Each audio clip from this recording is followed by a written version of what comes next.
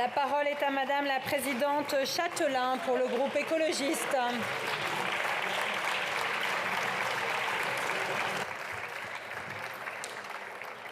Madame la Présidente, Madame la Première ministre, mes chers collègues, jeudi 16 mars 2023 constitue un point de rupture.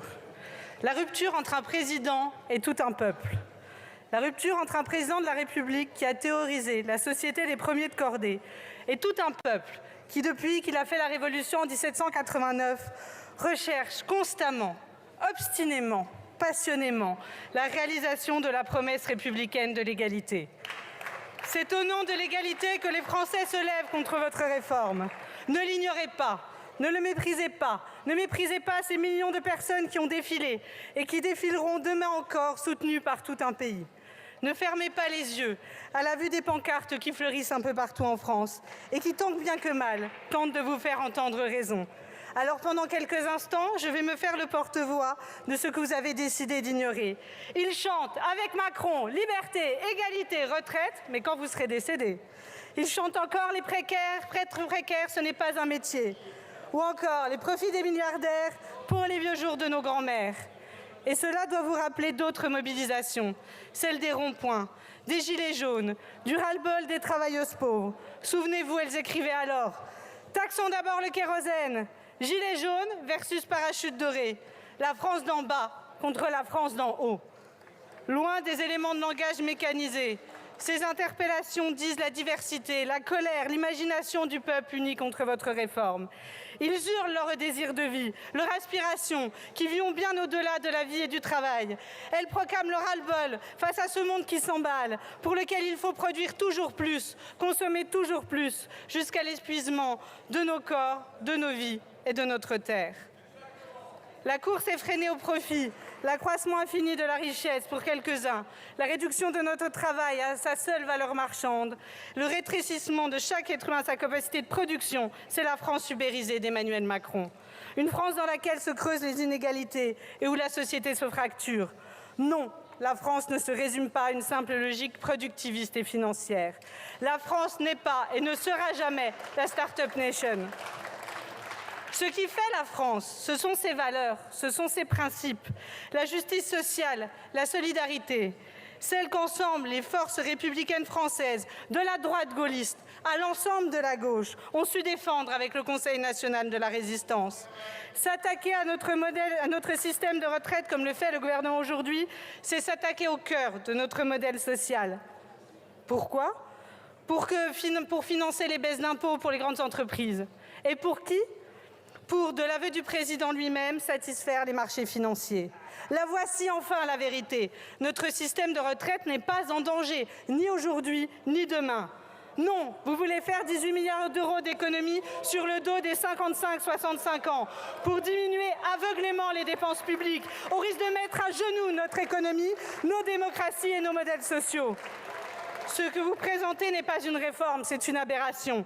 Une injustice faite aux femmes, une injustice faite aux travailleurs de plus de 55 ans qui sont relégués aux marges du marché du travail. Une injustice faite aux travailleuses des métiers pénibles qui, malgré la dureté de leur travail, devront travailler jusqu'à 64 ans. Une injustice faite aux travailleurs qui triment avant même d'être pleinement entrés dans l'âge adulte. Derrière les carrières longues, il y a des vies passées à les gagner. Les perdants de cette réforme, ils sont nombreux. Mais les sacrifiés, ce sont toujours les mêmes. Les femmes, grandes sacrifiées de cette réforme. Macron Ier avait déclaré l'égalité femmes-hommes grande cause de son premier quinquennat. Eh bien, Macron II s'apprête à creuser les inégalités entre les femmes et les hommes. Les personnes aux carrières longues sont tout autant sacrifiées. Ces personnes qui ne sont ni plus ni moins que celles qui triment dans les métiers difficiles peu rémunérés. Ce sont celles et ceux qui ont les mains dans le cambouis depuis qu'ils ont 16, 17, 18, 19 ou 20 ans. Ce sont celles et ceux qui fabriquent les pièces détachées à Vesoul pour Peugeot, qui sont sur les chantiers des Jeux Olympiques en ce moment même, les caissières du Super U ou ceux qui font la plonge en cuisine. Ce sont eux et elles qui tiennent la France debout. Ce sont eux et elles que ce gouvernement méprise et ignore. Le président n'a pas perdu le contact avec les Français de première ligne. Il ne les a jamais croisés. Depuis les bancs de ses écoles privées jusqu'à son fauteuil dans des banques d'affaires, il ne les a jamais croisés. Alors, il pense qu'il peut marchander les trimestres dans leur dos. Il pense qu'il peut maintenir un âge de départ à la retraite qui rend inopérant le principe des annuités et qui protégeait ceux qui ont des carrières longues. Et pourtant, un travailleur qui a mis les mains dans le cambouis dès 18 ans, vous le savez, je le sais, a une espérance de vie bien moins élevée que ceux de la plupart d'entre nous. Alors oui, c'est l'honneur de la représentation nationale d'avoir débusqué vos mensonges. C'est l'honneur de la représentation nationale d'avoir refusé d'être instrumentalisé par un président de la République qui oppose démocratie politique et démocratie sociale. C'est l'honneur de la représentation nationale d'avoir su entendre le front syndical, un front exceptionnel, un front historique que je salue depuis cette Assemblée. La CFDT, la CGT, FO, CFE-CGC, la SFTC, l'UNSA, Solidaire, la FSU, l'UNEF, la FAGE, la FIDEL, Voix lycéenne et le mouvement national lycéen. Ce front syndical nous oblige. Prenons garde. Prenez garde, la démocratie sociale n'est pas quantité négligeable en démocratie. Elle est notre lien indispensable au monde du travail, aux travailleurs, c'est-à-dire aux Français. Un lien aujourd'hui qui menace d'être brisé. Enfin, c'est l'honneur de la représentation nationale d'avoir trouvé le chemin d'une concorde derrière le groupe Lyot, que je salue d'ailleurs pour exprimer le rejet de cette réforme injuste et d'une méthode brutale. De la gauche à la droite de cet hémicycle, nous sommes les représentants des Français et des Françaises. Et je citerai ici Paul Reynaud, qui il y a 60 ans débattait d'une autre motion de censure. Il disait alors « Les représentants du peuple, si décriés aujourd'hui, savent bien qu'ils ne sont pris isolément que des porte-paroles modestes, précaires, faillis, vilipendés souvent. Mais ils savent aussi qu'ensemble, ils sont la nation. » Et qu'il n'y a pas d'expression plus haute de la volonté du peuple que le vote qu'ils émettent après une délibération publique. Madame la Première ministre, en utilisant le 49 alinéa 3, décidé par celui qui se rêve Jupiter, ce n'est pas seulement la majorité dans cet hémicycle qui vous fait défaut, c'est l'immense majorité des Français qui vous tournent le dos. Alors certes, à grand renfort d'éléments de langage, vous nous rappelez que oui, vous nous piétinez, mais en toute légalité. Mais voilà, ce qui est légal n'est pas forcément légitime. Vous auriez tort de ne pas vous soucier d'adosser vos actions à la légitimité populaire. Une élection présidentielle, a fortiori celle de 2022, n'est pas un blanc-seing à gouverner et à réformer contre 75% des Français.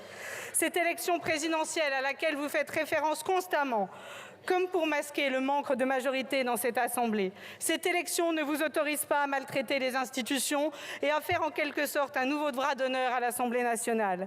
Cette élection par défaut aurait dû vous conduire à la recherche constante de compromis avec les oppositions, mais surtout, oui surtout, avec les corps intermédiaires. La légitimité électorale est un socle, mais elle ne se suffit pas elle-même. Un gouvernement ne peut gouverner tant qu'il dispose d'une approbation populaire, d'une adhésion politique, d'une confiance dans son action. Aujourd'hui, vous n'avez plus aucun des trois. Sans cette confiance, sans la profonde certitude que les décisions du gouvernement sont prises avant tout dans l'intérêt des Français et jamais pour des intérêts particuliers. Sans cela, vous ne pouvez rien faire à un moment où il y a tant à faire. Les synthèses du dernier rapport du GIEC, publié aujourd'hui, nous exhortent à réduire immédiatement, drastiquement nos émissions de gaz à effet de serre pour limiter le réchauffement climatique sous 2 degrés. Planifier la bifurcation de nos modes de vie et de production est indispensable. Cela ne sera pas facile, mais cela sera impossible si c'est fait sans justice et par un gouvernement qui ne suscite que défiance et colère. Vous avez plongé la France dans une crise politique profonde, transformé une crise sociale en une crise de régime. Vous n'avez plus les moyens de gouverner un pays qui a pourtant besoin d'engager des réformes structurelles pour affronter la crise climatique et environnementale. Vous n'avez plus les moyens de gouverner un pays qui est rongé par la défiance depuis les Gilets jaunes. Vous n'avez plus les moyens de gouverner un pays où les températures augmentent et où les pluies ne sont plus, et où demain les travailleurs du BTP travailleront sur les toits sous 50 degrés au soleil. Vous n'avez plus les moyens de gouverner un pays qui s'enfonce dans une spirale inflationniste et qui fracasse les plus vulnérables. C'est pourquoi, Madame la Première ministre, les écologistes voteront sans la moindre hésitation cette motion de censure. Nous ne pouvons pas nous permettre un gouvernement sans légitimité qui n'aura pas les moyens d'agir. Je vous remercie, Madame la Présidente.